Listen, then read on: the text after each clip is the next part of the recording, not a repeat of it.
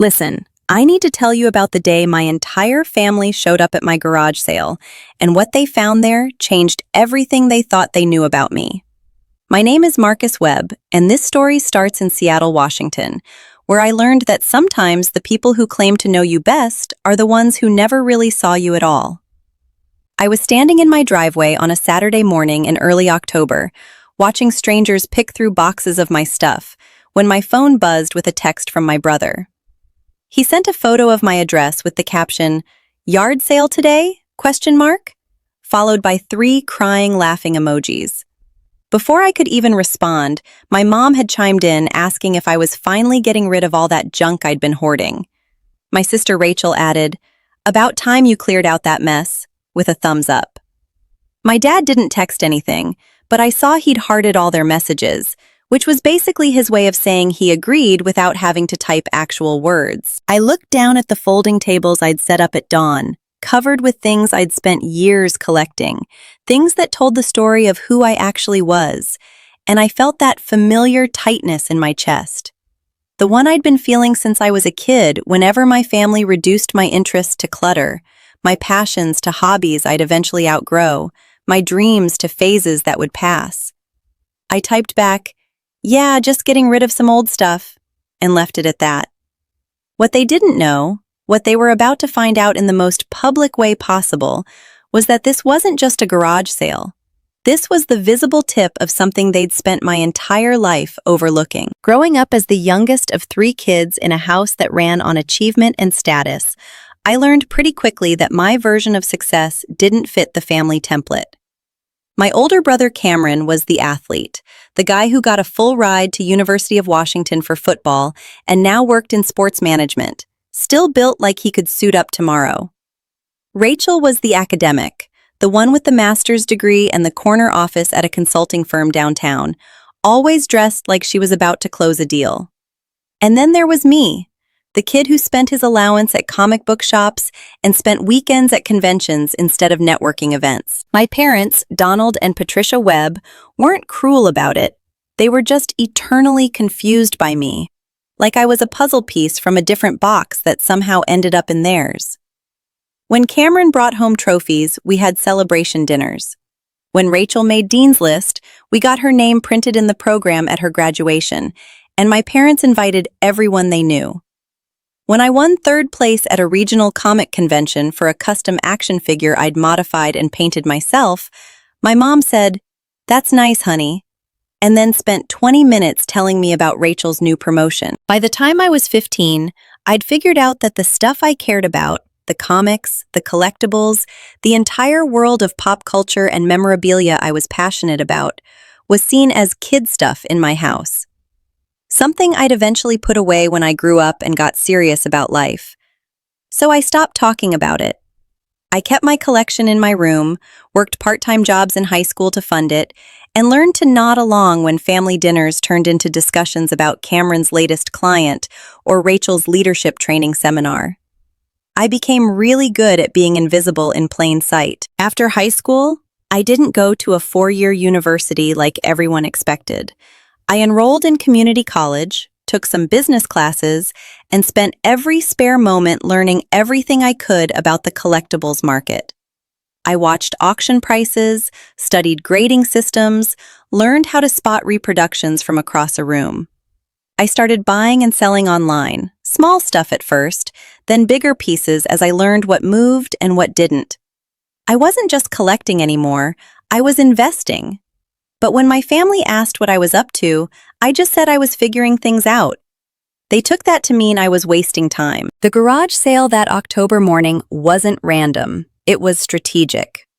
Over the past decade, I'd quietly built something that my family had written off as a hobby, and now it was time to liquidate part of it.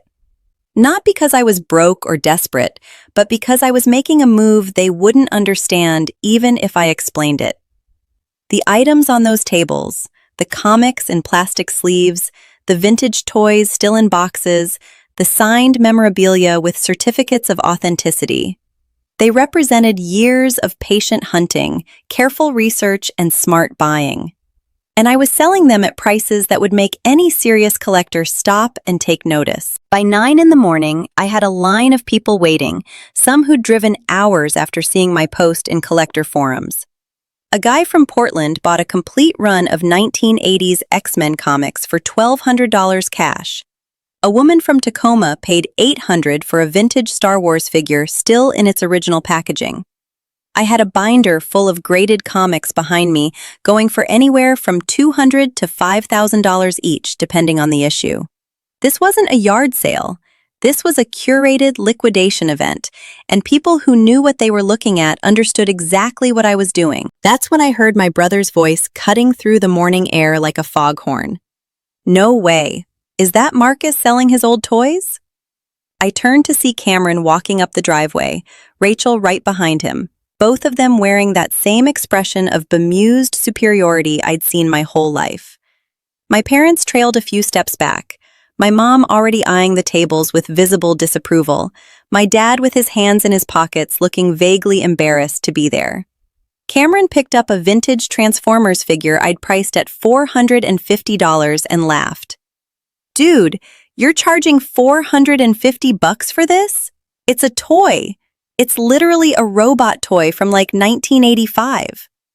Rachel was flipping through a comic book with gloved hands, something I'd specifically bagged and boarded, and she shook her head. "I thought you were finally getting rid of this stuff, not trying to retire off it. Who's going to pay these prices?" I took a slow breath, feeling every eye at the sale turn toward us. A regular customer, a guy named Dennis who I'd sold to before, set down the action figure he was examining and just watched. The woman from Tacoma raised her eyebrows. Even the couple who'd been quietly browsing posters stopped to see what would happen next. "Those prices are market value," I said evenly, "actually below market for some pieces. The Transformers figure Cameron's holding sold at auction last month for $600. Cameron looked at the toy in his hand like it had personally insulted him. "You're kidding." "I'm not," I said, "and if you're not buying it, I need you to put it down carefully. That's someone's mortgage payment you're waving around." My mom stepped forward, lowering her voice like she was trying to save me from myself. "Marcus, honey, this is a little embarrassing. These are toys. Children's toys. You can't seriously expect people to pay hundreds of dollars for them." Before I could answer, Dennis spoke up. "I'll take it." He walked over, pulled out his wallet, and counted out $500 bills. "You're underpricing this, by the way. I'd have paid $600. Throw in that 1984 issue of Transformer comics behind you and we'll call it even." I handed him both items, gave him the certificates, and watched him walk back to his car with a satisfied smile. When I turned back to my family, all four of them were staring at me like I'd just performed a magic trick they couldn't figure out. "What exactly is going on here?" my dad asked. I could have left it at that. Could have just said I was selling some collectibles and let them go on thinking whatever they wanted. But something in me, the part that had been quiet for way too long, decided it was time to let them see what they'd been missing. "What's going on?" I said, "is that I've been running a business for the last 10 years. A business you all thought was me playing with toys in my spare time. This sale isn't me getting rid of junk. It's me liquidating part of my inventory because I'm opening a brick-and-mortar shop in Capitol Hill next month, and I need space." The silence that followed was so complete I could hear birds chirping in the neighbor's yard. Rachel found her voice first. "You're opening a shop? What kind of shop?" "A collectibles store," I said. "Rare comics, vintage toys, memorabilia, all the stuff you've been telling me to grow out of since I was 12. Turns out there's a whole market for it. Turns out people pay real money for things they're passionate about. Turns out I'm actually pretty good at this." Cameron set down a box of comics he'd been about to examine and crossed his arms. "How good?" I gestured to the tables. "This sale will probably clear $30,000 by the end of the day. I've already moved $23,000 this morning, and I'm expecting a buyer at noon for a complete collection of Silver Age Marvel books I have in the house that'll go for another $45,000. The shop lease is signed, the build-out starts Monday, and I've got enough inventory and storage to stock it 3 times over." My mom looked like she was trying to do math in her head and kept losing track. 30,000? From a garage sale? From a carefully planned sale advertised in the right communities to the right buyers, I corrected. This isn't me setting up a card table on the lawn hoping neighbors buy my old stuff. These people drove here specifically because they know what I have and what it's worth. Rachel was scrolling on her phone now, probably looking up collectible prices to see if I was making it up. Her face went from skeptical to shocked to something I couldn't quite read. "There's a comic book that sold for $3 million, she said slowly. "Action Comics #1, I confirmed. "First appearance of Superman. I don't have that one, but I do have a few books worth 5 figures each. They're in a safe deposit box, not on a folding table if you're wondering." My dad cleared his throat. "And this shop of yours, you really think you can make a living doing this?" For the first time in maybe my entire life, I smiled at my dad without it feeling forced. "I already am. I've been making a living doing this for 3 years. I just never mentioned it because every time I tried to talk about what I was doing, you changed the subject to talk about Cameron's next game or Rachel's next conference. So I stopped trying." That landed like a brick through a window. My mom opened her mouth, closed it, then tried again. "We didn't mean to make you feel like we weren't interested." "You didn't make me feel that way," I said. "You were that way. There's a difference." The morning sun was getting higher, the driveway warming up, and more buyers were arriving. I had a business to run and a sale to finish, and for the first time in my memory, my family was standing there without anything to say. A man in a vintage band shirt approached with a box of 1990s comic books, asking about bundle pricing. I excused myself and walked over to help him, leaving my family standing there looking at tables full of items they'd spent years dismissing and people lining up to pay real money for them. When I glanced back a few minutes later, they were still there, but now they were actually looking at the merchandise, reading the price tags, watching transactions happen. Rachel had her phone out and was taking pictures of some of the rarer items. Cameron was talking to Dennis, who was apparently explaining the secondary market for vintage toys with the enthusiasm of someone who'd found a fellow believer. My parents just stood there looking lost, like they'd shown up expecting one thing and found something completely different. By noon, the big buyer arrived for the Silver Age collection. His name was Martin, an older guy with white hair and a handshake that said he'd been doing this longer than I'd been alive. He didn't waste time. He examined every book, checked every grade, nodded approvingly at my organization system, and wrote me a check for $47,000 without blinking. "You've got a good eye," he told me. "If you ever want to consult on collection acquisitions, call me." I thanked him, watched him load his new purchases carefully into his car, and turned back to find my entire family staring at me like I was a stranger. Not in a bad way exactly. More like they were seeing me clearly for the first time and didn't quite know how to process it. My mom stepped forward. "Marcus, I think we need to talk. Really talk." I looked at the dwindling crowd, the half-empty tables, the cash box that was getting heavy with bills. "I'm kind of in the middle of something here." "I know," she said, "but after, can we take you to dinner? Just us. No interruptions. I think we owe you that much." I almost said no. The old me would have made an excuse, let them off the hook, gone back to being invisible. But the version of me standing there holding Martin's $47,000 check felt different. "Okay," I said, "but I get to pick the place." That evening, we sat in a booth at a quiet restaurant in Ballard, the 5 of us crammed together in a way we hadn't been since I was probably in high school. My dad kept staring at his menu like it was written in code. Rachel had her phone face down on the table, something she never did. Cameron was uncharacteristically quiet, and my mom looked like she'd been holding in words for so long she wasn't sure which ones to let out first. Finally, my dad spoke. "I'll be honest with you, Marcus. I thought you were wasting your time. All those comic books and toys. I thought it was something you'd move past when you got serious about life." "I know," I said. "You made that pretty clear every time you asked when I was going back to school or when I was getting a real job." He winced. "That's fair. I'm not proud of that." My mom reached across the table like she was going to touch my hand, then seemed to think better of it. We just wanted you to be secure, to have stability. Your brother and sister had these clear paths, and you seemed to be collecting toys, and we didn't understand. Because you never asked, I said, and there was no anger in my voice, just fact. You never asked what I was building or why I was doing it.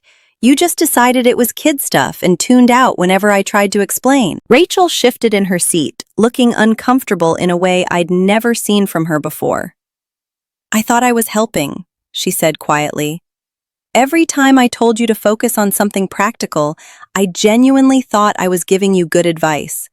I thought you were going to wake up at 35 with nothing to show for it except boxes of comics.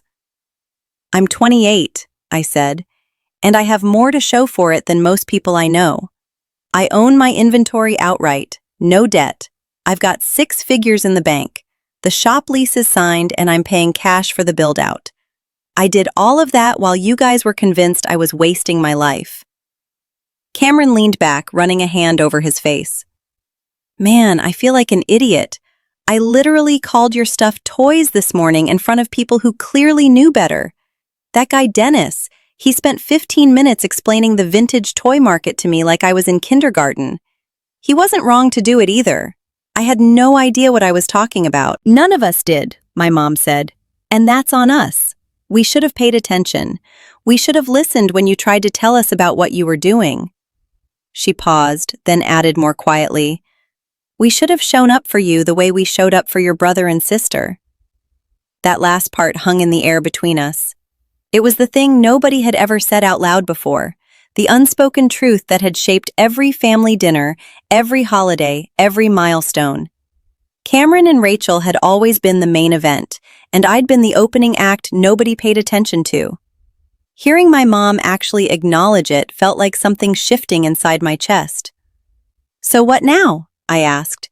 You want me to catch you up on 10 years of work in one dinner? My dad shook his head. No, we want to start over, or start paying attention at least. Tell us about this shop. Really tell us. What's it going to be like? What's your plan? So I told them. Not in the abbreviated version I'd learned to give when people asked what I did, but the real version. I told them about finding the perfect location on Capitol Hill, a corner space with huge windows and enough room to create different sections for different types of collectibles. I explained my plan to host events, bring in guest artists for signings, create a community space for people who loved this stuff as much as I did. I walked them through my inventory system, my pricing strategy, my marketing plan that focused on both serious collectors and casual fans who just wanted something that reminded them of their childhood. Rachel asked about profit margins. Cameron wanted to know about my competition. My dad asked surprisingly detailed questions about insurance and business licenses. My mom mostly just listened, but I could see her actually processing what I was saying instead of waiting for me to finish so she could change the subject. For the first time in my memory, my family was treating my work like it mattered. Like I mattered. When the check came, my dad reached for it, but I got there first. I got this, I said. He started to protest, but I cut him off. I just made $90,000 today. I think I can cover dinner. The number made Rachel choke on her water. 90,000? I thought you said 30 from the sale. 30 from the garage sale, I corrected. 47 from Martin's collection buy. Another 13 from private sales I arranged separately with buyers who didn't want to deal with the crowd. Today was a good day. We walked out to the parking lot together. The autumn air cool and damp in that Seattle way that makes everything smell like rain even when it's not falling. Before we split up, my mom pulled me aside. I know we can't take back the years we weren't paying attention, she said, but I'd like to be there when you open the shop, if you want us there. I thought about it for a second. The old me would have said yes immediately, just grateful to be included. The me standing there that night took a moment to consider whether I actually wanted that, or whether I was just falling into old patterns. Yeah, I said finally. I'd like that. But I need you to understand something first. This isn't a hobby I'm turning into a business. This is a business I've been running for years that you're only just now noticing. I'm not looking for approval or validation. I'm just willing to let you see what's been here all along." She nodded slowly. "That's more than fair." The next few weeks were a blur of construction, inventory sorting, and design decisions. The shop was coming together exactly how I'd imagined it, maybe even better. I'd hired 2 employees, both people who'd been regulars at conventions I'd sold at over the years, people who understood the culture and the community. We painted the walls a deep blue that made the merchandise pop, installed custom shelving that could handle the weight of long boxes full of comics, set up a display case for high-value items that was alarmed and locked. I'd decided to call the place Webb's Rarities, simple and to the point. The sign went up on a Tuesday morning, clean white letters on that dark blue background, and I stood across the street just looking at it for a solid 5 minutes. My name, my business, my proof that the thing everyone had dismissed was real. My family started showing up in small ways. My dad stopped by one afternoon with coffee and spent an hour asking questions about grading systems. Rachel came by after work one day and actually seemed impressed by the organization of my inventory database. Cameron brought some of his sports management clients who turned out to be huge comic book fans and dropped a few $1,000s on vintage items. My mom came by so often I started to wonder if she was checking up on me or genuinely interested, but eventually I decided it didn't matter. She was showing up. That was different enough. The grand opening was set for the first Saturday in November. I'd arranged for a local artist who did variant comic covers to do a signing. I'd advertised in all the right forums and social media groups. I'd stocked the place with enough inventory to make it clear this wasn't some pop-up shop that would be gone in 6 months. The night before, I was in the shop late doing final touches when my phone rang. It was Rachel. "Hey, so I know this is last minute," she started, "but I was wondering if you needed any help tomorrow, like greeting people or managing the line or whatever. I took the day off work." I paused in the middle of adjusting a display. "You took the day off?" "Yeah, I figured your opening day is kind of a big deal. Seemed like something a sister should show up for." Something about the way she said it, simple and straightforward with no dramatics, made me smile. "Yeah, okay, that would actually be really helpful. Doors open at 10. I'll be there at 9, she said, then added, "And Marcus, I'm sorry I wasn't there for all the openings that came before this one. All the times you tried to share what you were doing and I brushed it off. I can't fix that, but I can show up now." After we hung up, I sat down on the floor in the middle of my shop, surrounded by everything I'd built, and let myself feel it. Not anger at the years they'd missed, not bitterness about being overlooked, just this quiet satisfaction that I'd done it anyway. I'd built something real without their validation, and now they wanted in. That was their journey to make, not mine to manage. The morning of the opening, I got to the shop at 7 to find Cameron already there, holding a cardboard tray of coffee cups. "Figured you could use this," he said, "and I brought donuts, the good kind from that place on Pike." By 8:30, Rachel showed up in jeans and a Webb's Rarities t-shirt I didn't even know she'd ordered. By 9, my parents arrived with a bouquet of flowers and a framed photo of me as a kid, sitting on the floor of my bedroom surrounded by comic books, completely absorbed in reading. "Your mom found this last week," my dad said. "We thought you might want it in the shop."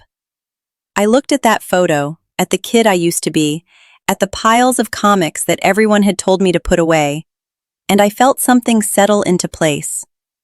"Yeah," I said. "I know exactly where this is going." I hung it behind the counter where I'd see it every day, a reminder that the person I was then and the person I'd become were the same guy. The world just finally caught up. At 9:45, I unlocked the doors for the artist doing the signing, and by 9:50, there was already a line forming outside.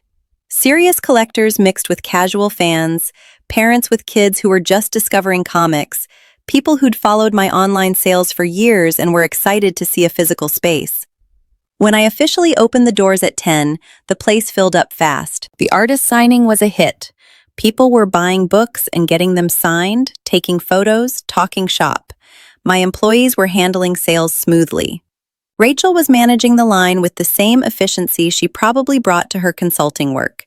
Cameron was talking to a customer about vintage sports cards, apparently having done actual research since the garage sale. My parents were just kind of taking it all in, watching me move through my space with the confidence of someone who knew exactly what they were doing. Around noon, when things had calmed down slightly, a guy walked in wearing an expensive suit that immediately marked him as different from the usual crowd. He browsed for a while, examined some of the higher-end pieces, then approached the counter where I was processing a sale. "Marcus Webb?" he asked. "That's me." He handed me a business card. "David Chen. I run a chain of collectible shops across the West Coast. I've been watching your online sales for about 2 years now. Impressive operation. This space is even better than I expected." I glanced at the card. Chen's Collectibles. I knew the name. They had locations in San Francisco, Portland, Los Angeles. Big operation, well respected in the community. "Thanks," I said. "What brings you to Seattle?" "You, actually," he said. "I'm looking to expand into the Seattle market, and I need someone who knows the local scene, has credibility with collectors, and understands the business side. I'd like to talk to you about a partnership. You keep running Webb's Rarities as your flagship, but we back you financially to open more locations. You get equity, creative control, and the resources to scale faster than you could on your own." I stared at him for a second, processing what he'd just said. Behind me, I heard my dad make a small sound, like he'd just had the wind knocked out of him. "That's a big offer," I said carefully. "It is," David agreed, "and I'm not expecting an answer today. Take some time, think about it, but I wanted to put it on your radar. You've built something special here, Marcus. People in this industry notice that kind of thing." He shook my hand, told me to call him when I was ready to talk details, and left. I stood there holding his card while the shop buzzed with activity around me. Rachel appeared at my elbow. "Did that guy just offer you a partnership deal?" "Yeah," I said. "I think he did." "On your opening day," she said slowly. "Marcus, do you understand how insane that is? People spend years trying to get that kind of attention." I looked around my shop, at the customers browsing, at the employees I'd hired, at my family scattered throughout the space actually participating in this world I'd built.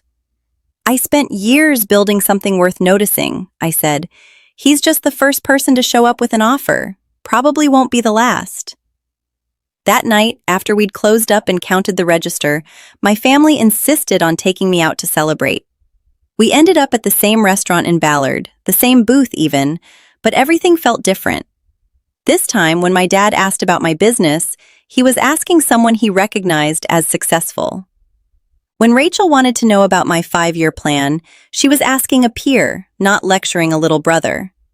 When Cameron talked about introducing me to potential clients, he was talking about actual networking, not pity connections. My mom was quiet through most of dinner, just watching with this expression I couldn't quite read. Finally, when everyone else was debating dessert, she looked at me and said, "I'm proud of you. I should have said that years ago, but I'm saying it now. I'm really, really proud of you." "Thanks, Mom," I said, and I meant it. Not because I needed her pride to feel valid, but because it was nice to have it anyway. We stayed at that restaurant until they started stacking chairs, talking about everything and nothing. For the first time in my life, I wasn't the footnote in someone else's story. I was the story, and they were finally paying attention. And the weird thing was, now that they were, I realized I didn't need it the way I used to. I'd already proven everything I needed to prove to myself. The success of Webb's Rarities in those first few months exceeded even my most optimistic projections. We were pulling in consistent traffic, building a reputation not just for rare finds, but for knowledgeable staff and fair prices. The community we'd started to build was exactly what I'd hoped for. People coming in not just to buy, but to connect, to talk about their passions, to find other people who got it. I'd created the space I'd needed when I was 15, and nobody else seemed to care. David Chen's offer was still sitting on my desk at home, his business card pinned to a corkboard where I saw it every morning. I hadn't called him yet because I wanted to be sure. Scaling up meant bringing in partners, sharing control, potentially changing the thing I'd built into something else. It also meant resources, reach, and the ability to create more spaces like this in cities where collectors were underserved. It was the kind of decision that required more than gut instinct. So I did what I'd always done. I researched. I talked to other people who'd taken partnership deals. I looked at Chen's other locations, talked to the managers there, got a sense of how he operated. Everything I learned suggested he was the real deal, someone who understood the culture and wouldn't try to turn collectible shops into generic retail spaces. But I still wasn't sure. One afternoon in early December, I was in the back office pricing a new acquisition when Rachel showed up unannounced. She had 2 coffees and the expression she wore when she was about to give unsolicited advice. "Don't," I said before she could start. "Don't what?" "Don't tell me what I should do about the partnership offer. I'm still figuring it out." She sat down anyway, sliding one of the coffees across the desk. "I'm not here to tell you what to do. I'm here to tell you what I did wrong when I was in your position." That got my attention. Rachel didn't admit to doing things wrong often. "Okay, I'm listening." 3 years ago, I got offered a partnership track at my firm. It was everything I thought I wanted: more money, more prestige, equity in the company. I said yes immediately because it seemed like the obvious move, the thing I was supposed to want. She paused, staring at her coffee. Turns out, I hated it. The work changed. The relationships changed. I spent 2 years miserable before I finally stepped back to senior consultant. Took a pay cut, gave up the equity, and felt like a failure. "You never mentioned any of this," I said. "Because I was embarrassed. Everyone expects me to want the corner office and the title and the whole climb. But what I actually wanted was to do good work without the politics and pressure that came with the partnership track. I just didn't know that about myself until I'd already said yes." She looked up at me then, and I saw something I hadn't seen before. Vulnerability. Actual uncertainty. My point is, Marcus, don't take the deal because it's impressive or because it's what people expect a successful business owner to do.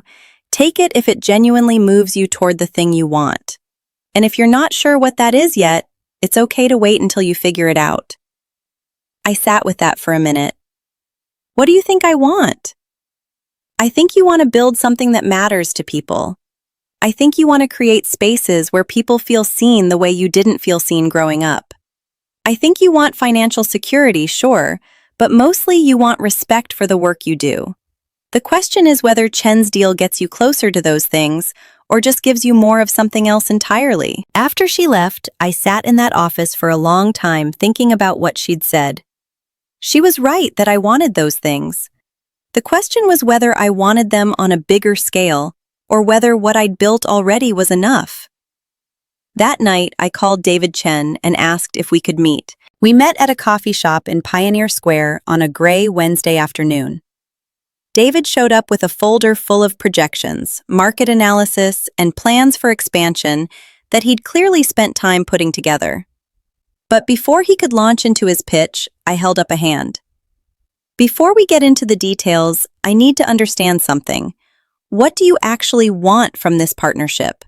Because I need to know if we're building the same thing or if you're trying to turn my shop into something else." David closed the folder and sat back. "Fair question.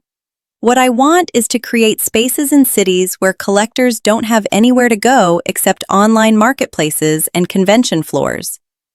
I want brick-and-mortar locations that feel like community hubs, not just retail stores. I've built a successful business doing this, but I'm not a comic guy or a toy guy. I'm a business guy who respects the culture. You're someone who lives in it. That's what I need. So you want me to recreate Webb's rarities in other cities? I want you to create versions of it that work for those markets.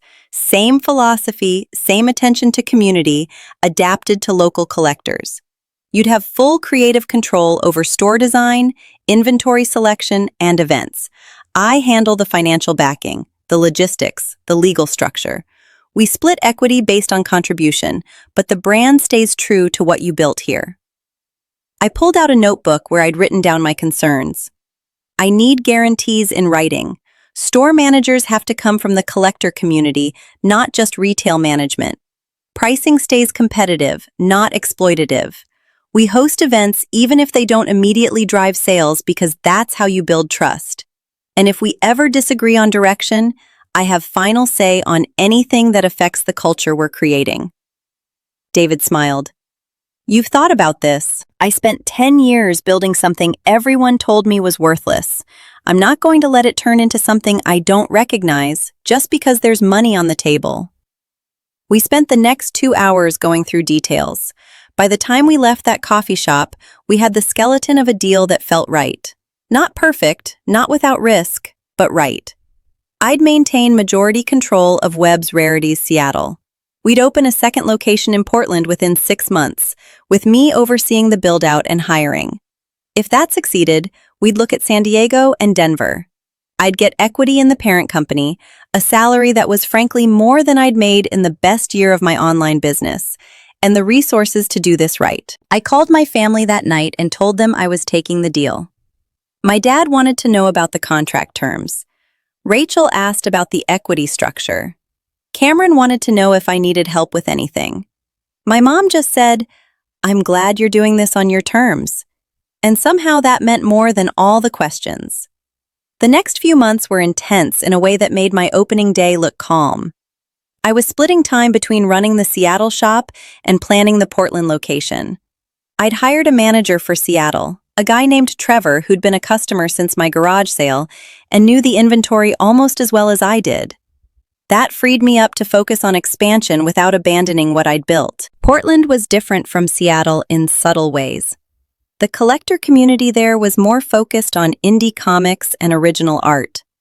They had a strong punk aesthetic in their pop culture preferences.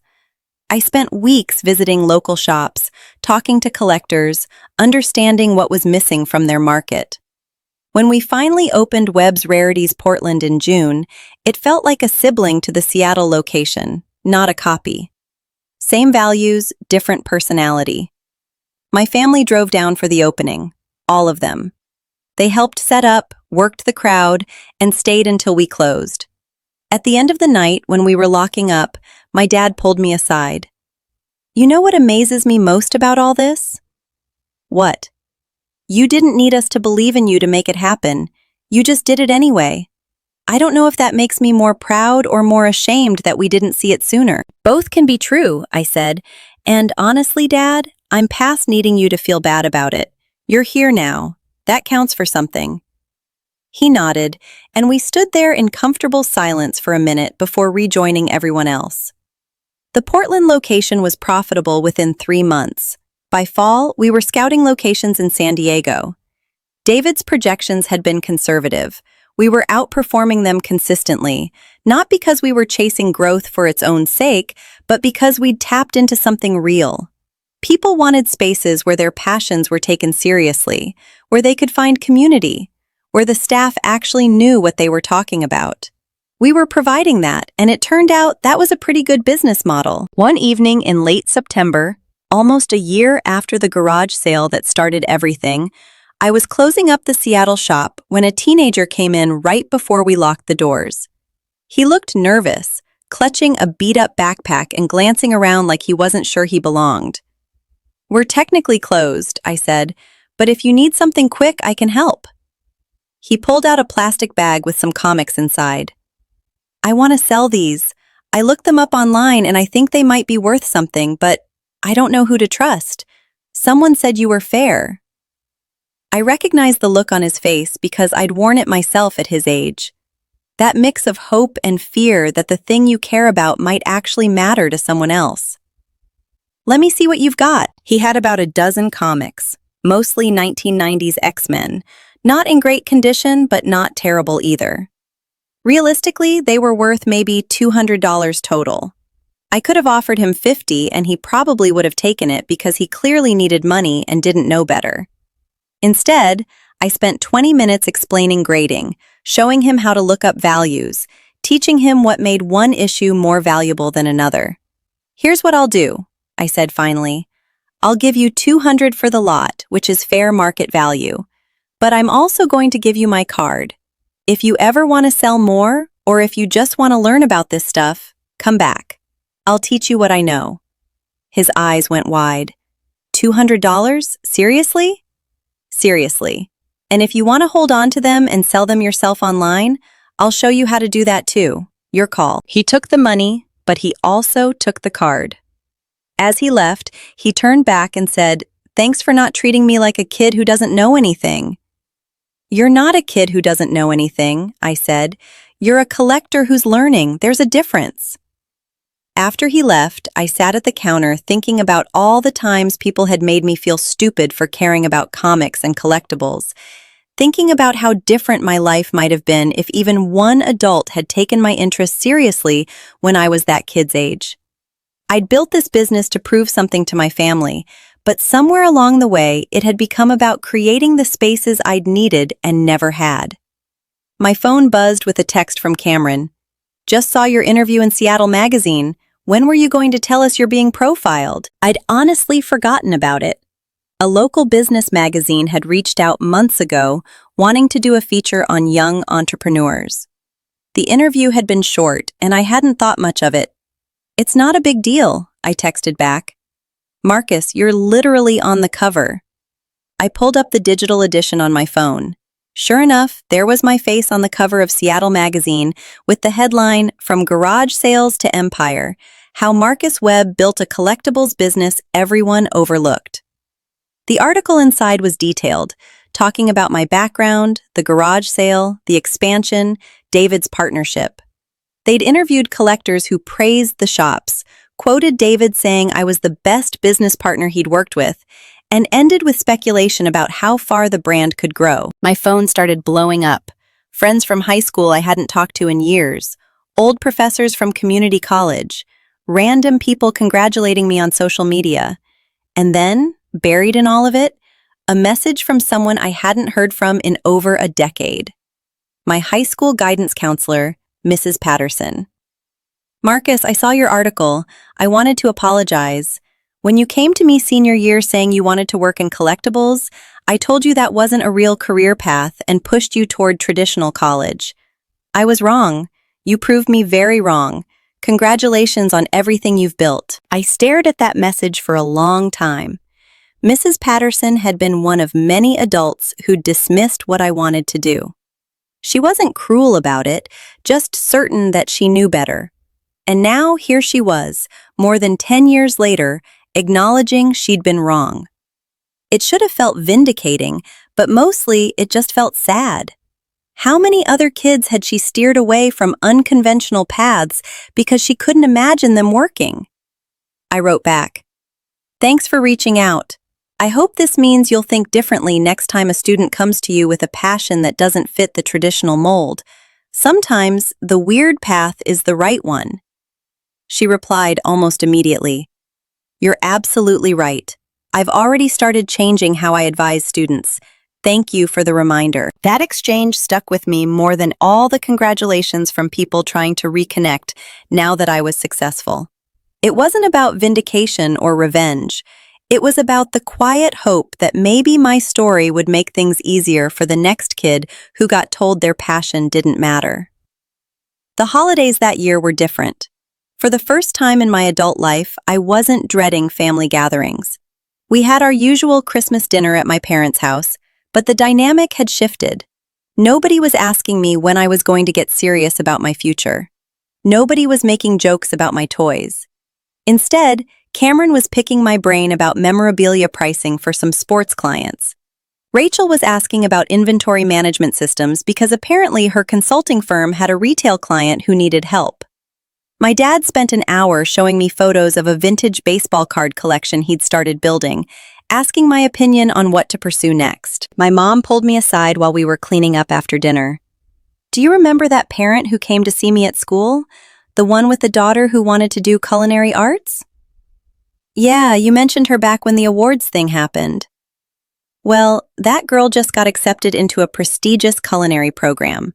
Her mom sent me a thank you note saying that hearing about your story gave her daughter the courage to pursue it, despite everyone saying it was impractical. She said you proved that unconventional paths can work." I felt something warm spread through my chest. That's really cool, Mom. It is, she agreed, and it made me realize something. We spent so many years trying to make you fit into what we thought success looked like that we almost missed you creating your own version of it. I'm sorry it took us so long to see you. You see me now, I said. That's what matters. She hugged me then, and it felt different from all the obligatory family hugs over the years. This one carried weight, acknowledgement, real emotion. When she pulled back, her eyes were wet. I'm going to do better, not just with you, but with my students, I promise. By the time we opened our 4th location in Denver the following spring, Webb's Rarities had become something bigger than I'd imagined. We weren't just stores anymore. We were venues for community events, safe spaces for people whose interests had been dismissed, proof that passion could translate into livelihood. Each location had its own personality shaped by its local community, but they all shared the same core philosophy: respect the culture, educate the curious, create space for connection. David and I were already planning locations 5 and 6, talking about Phoenix and Austin. The business was sustainable and growing, my employees were happy, and I was making more money than I'd ever imagined. But the best part wasn't the money or the expansion or even the recognition. It was the messages I got almost daily from people telling me that seeing my story had given them permission to pursue their own unconventional paths. A woman in her 40s who'd started a vintage video game repair business after seeing my magazine interview. A college dropout who'd opened an anime merchandise shop in a small town. A dad who'd started taking his comic book collection seriously instead of getting rid of it like his wife kept suggesting. People who'd been told their interests didn't matter were starting to believe maybe they did. One afternoon in July, I was at the Seattle location doing a signing with a comic artist I'd admired for years. The line stretched out the door, a mix of serious collectors and casual fans, parents with kids, teenagers clutching issues they wanted signed. Toward the end, a man about my dad's age approached with a long box of comics. I've been collecting since I was 8, he told me. 46 years. My wife has been telling me to get rid of these since we got married. She calls it junk. But then she saw that article about you and she said maybe she was wrong. She told me I should bring these here, see if they're worth anything. So here I am. I spent an hour going through his collection with him, explaining what he had, what it was worth, what he should keep, and what he could sell if he wanted. He had some genuine treasures mixed in with common issues, easily $30,000 worth of comics he'd assumed were worthless. When I finished the assessment, he just stared at me. My wife is going to lose her mind, he said quietly. Then he asked, did your family ever apologize? For treating your collection like junk? Eventually, I said, but I didn't build this to get an apology. I built it because I knew it was worth something, whether they saw it or not.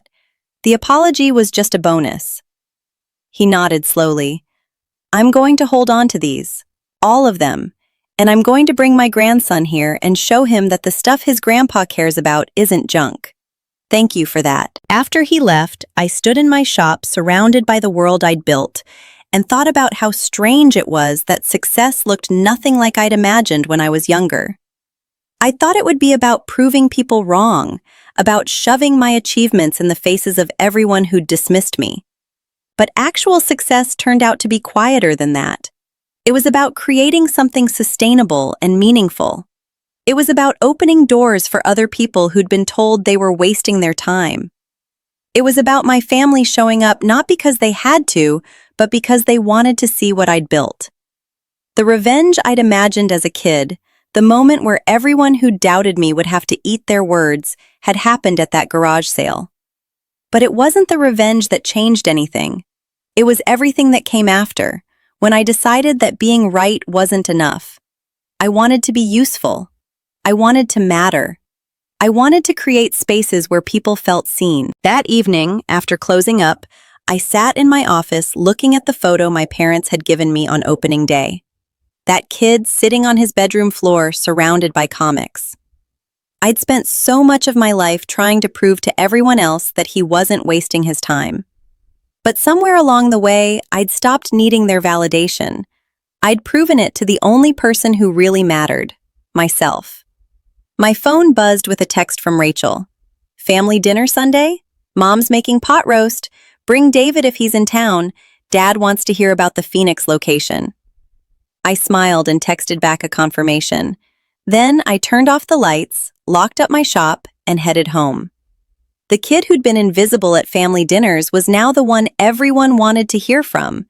The toys everyone had dismissed were now a legitimate business empire. The passion everyone had called a phase had become my entire life's work. And the best part? I'd done it without waiting for permission. I'd built something real while everyone was telling me to grow up and get serious. I'd created value where people saw junk. I'd made a living doing what I loved while everyone said it was impossible. The garage sale had been the moment my family finally saw what I'd been building. But I'd been building it long before they noticed, and I'd have kept building it even if they never had. That was the real lesson in all of this. Sometimes the people who should believe in you first are the last ones to come around. You can wait for them, or you can start without them. I chose to start. And when they finally showed up, I already had something worth showing them. Success isn't about proving people wrong. It's about building something so undeniably real that even the skeptics have to acknowledge it. It's about staying true to what you know matters, even when everyone around you is saying it doesn't. It's about the quiet satisfaction of looking around at what you've created and knowing you did it your way. My family eventually came around, but I didn't need them to. I'd already proven everything I needed to prove. The rest was just them catching up to what I'd known all along. That the thing everyone called a waste of time was actually the foundation of everything that mattered in my life. And if there's a kid out there right now being told their passion is pointless, their collection is junk, their dream is impractical, I hope they hear this story and realize something important. You don't need permission to build something meaningful. You don't need everyone to believe in you before you start. You just need to believe in yourself enough to keep going when they don't. Build it anyway. Prove it to yourself first. The rest will follow. Or it won't. Either way, you'll have created something real, something that matters, something that's entirely yours. And that's worth more than any validation someone else could give you. Trust me on that.